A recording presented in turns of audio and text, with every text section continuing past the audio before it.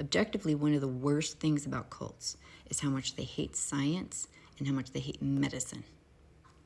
Oh, they loathe it because they can't control it and they can't disprove it.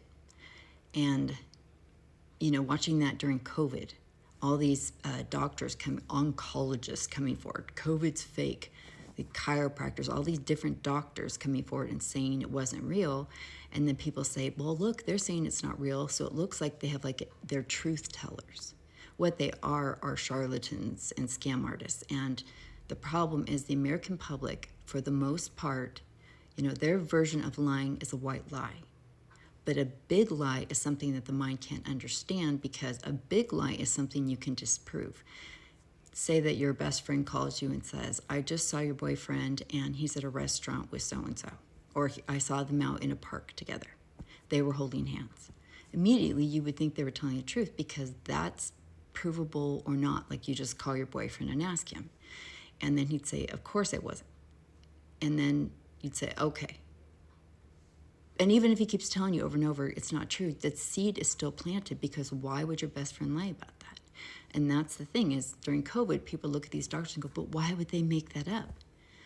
Because they're pathological liars, because they're scam artists, because they're sociopaths. They can go somewhere that we can't go. Like, I can think of big lies to tell, but will it come out of my body? No, because I would throw up. I would feel like a freak. So we don't naturally do it, so we don't think anyone else can either. So when I see RFK up there spouting off his bullshit about vaccines and health and everything, it enrages me, because we didn't go to doctors growing up. I got measles twice. I wasn't vaccinated. And I'm autistic, so, how'd that happen? But, I was just taught terror of doctors. Like, I had my first baby at home. Why? Because I was terrified of doctors, and that they would surely try and hurt the baby. Like, they create this paranoia about the medical world. And so you try and treat everything from home. Like Mormons, they give people blessings. They can be bleeding and they will give them blessings, because their faith should be enough. They were doing that during COVID. Give them a blessing, until they're stroking out, then maybe they need to go to the hospital. But they're going to try everything else first. They're going to try their essential oils. They're going to try all that crap.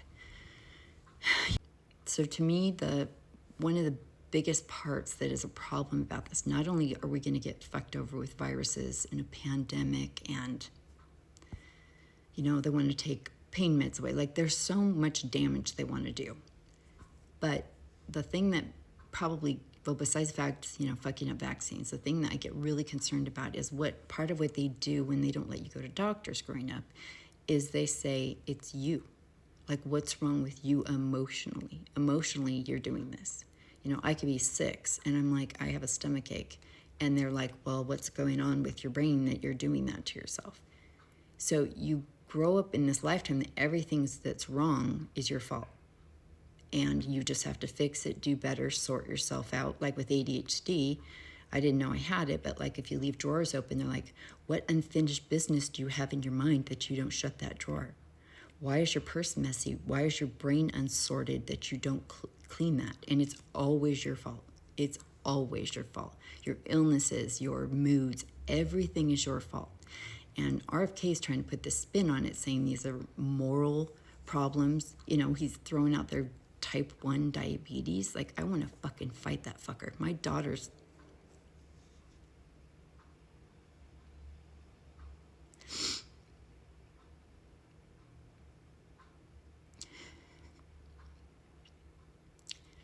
She didn't get it. She got diabetes when she was 17 and she almost died, and it was a virus that killed her pancreas. It wasn't genetic.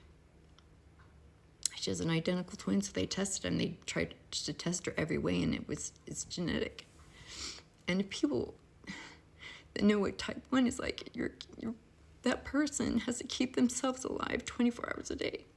That's their job. And for any of that to be threatened or made fun of or act like it's an exotic disease. Oh my gosh, if that man even walks near me, I'm gonna lunge. I don't care if I end up in prison forever. Like, him and Stephen Miller are the evils. Anyway, what I'm trying to say is that what they're trying to do is put everything on the individual in a way that we haven't had before. Like, this is an individual, country. Pull yourself up by your bootstraps. But now it's going to be an extreme with the health. Like, everyone, you have autism. Well, what's wrong? What haven't you finished in your past life? Like, I don't know. You know what I mean? Like, that is a personal failure.